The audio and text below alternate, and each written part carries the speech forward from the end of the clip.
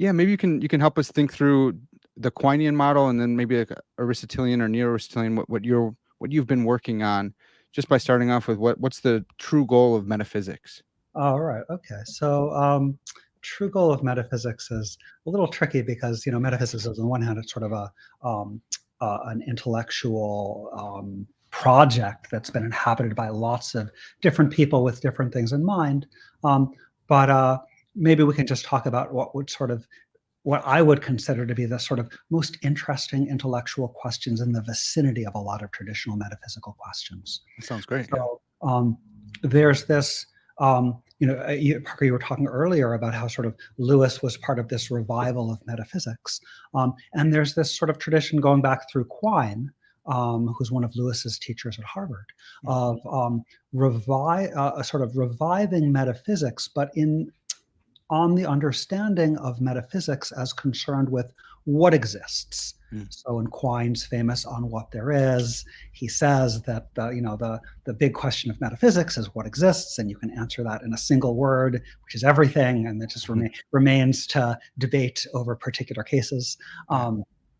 So definitely when I sort of started off in metaphysics, that was that Quinean view was the received view. Like there is this viable research program and its goal is to say what exists. And there are the controversial cases would be things like numbers, is there such a thing as the number two, or, you Yeah. know, properties, is there like the universal redness? Is that something that exists?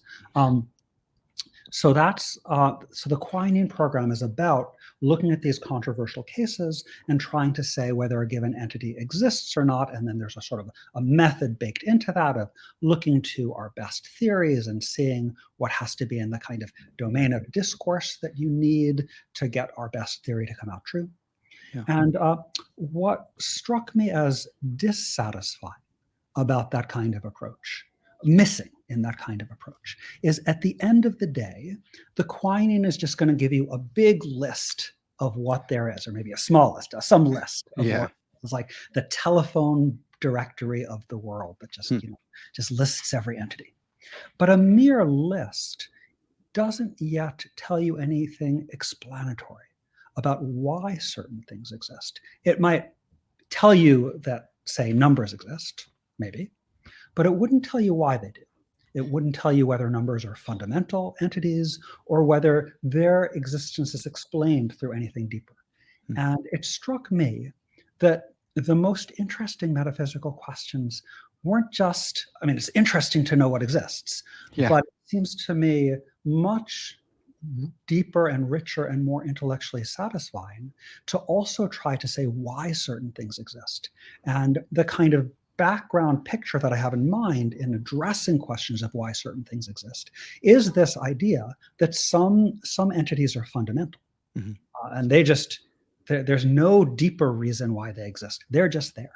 And Yeah. maybe what's fundamental, maybe it's just particles in space-time. Maybe some will think it's a god, or there's various candidates. Some will think that it's the cosmos as a whole. That's the kind of monistic view that I go in for. Mhm. Lots of options, but some things are fundamental, and other things exist in virtue of what the fundamental reality is like. So entities like you and I and tables and chairs, they exist, but there's a reason why they exist. They're not fundamental. They exist because of how the particles are arranged, or perhaps because of the will of God, or the structure of the cosmos, or something like that. Yeah. Um, and so one thought is that these grounding, richer Aristotelian questions bring in a kind of explanatory richness that was missing from the Quinean program. Hmm. A second and connected thought, if you don't mind me going on Please just a continue. bit Yeah. longer, is that a lot of these Quinean questions, I think, turn out to be actually fairly trivial on examination. So, like the case of numbers was supposed to be one of the big ones, like, do numbers exist? Mhm.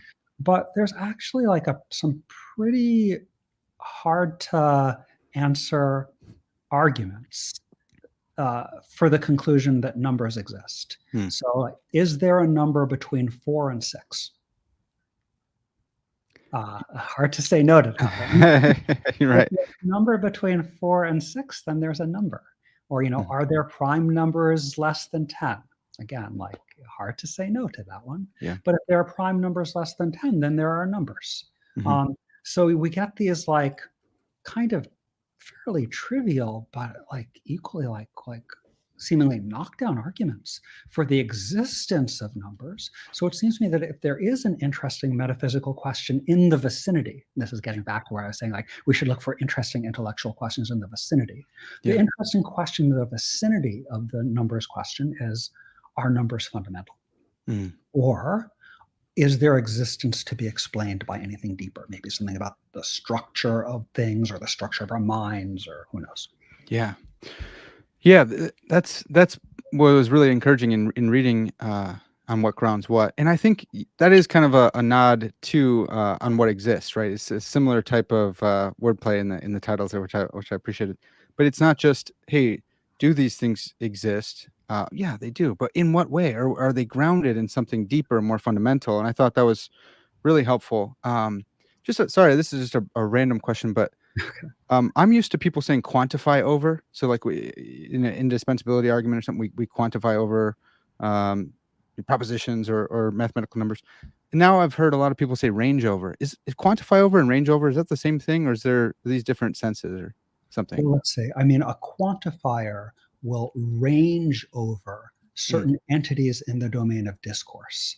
okay. Um, so I guess the way that I'm thinking about it, this is kind of a standard called model theoretic semantic treatment, Okay. is associated with you have a model for interpreting sentences, and that model comes with a domain. And Mm, that domain, usually given by a set, you can do it with just a plurality. Let's just say a set for present purposes. It's a set of entities. okay. And then the quantifier, if they say like, you know, you know, everything is so everything is a table. Take like a silly claim like that.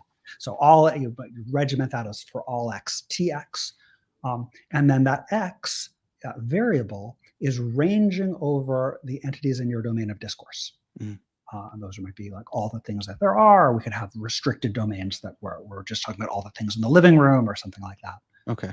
Um, so I would say that the quantifier, when we have a quantifier, we're quantifying over, and the variables are ranging over, but it's really the domain where the Mm, action is, and the domain is a set of entities. And even if we didn't have a language that had quantification, as long as we had a domain, we've still got that set of entities in our semantics, mm, and that's what the sort of what Quinians really what they think that the ontology is, what we need in the domain mm. to make our sentences come out true. Wow, Seems that's like really helpful. Yeah, thank you. That's really good. Um, well, another kind of a personal question for you.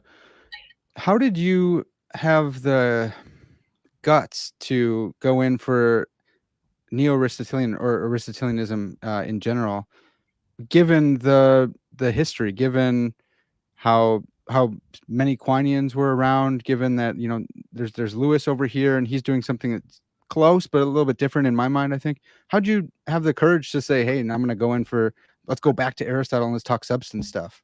Uh, it's funny. It's kind of you to put it that way. I mean, I just sort of wrote what I thought.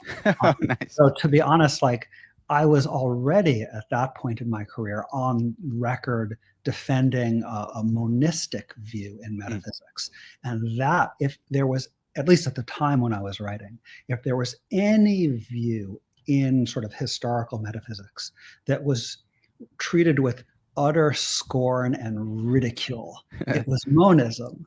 So okay. I was already like notorious, infamous, I don't know, as like the monist. Okay. So with that, like, as like, I had no reputation left to lose at that point. Fantastic. Well, so you said you go in for, I believe it's priority monism, right? That's what you call it, instead of the neo-Humean, priority microphysicalism. If I'm getting that right, does that sound right? So right, there's two different contrasts, Parker. Okay. There's priority monism versus existence monism. Okay.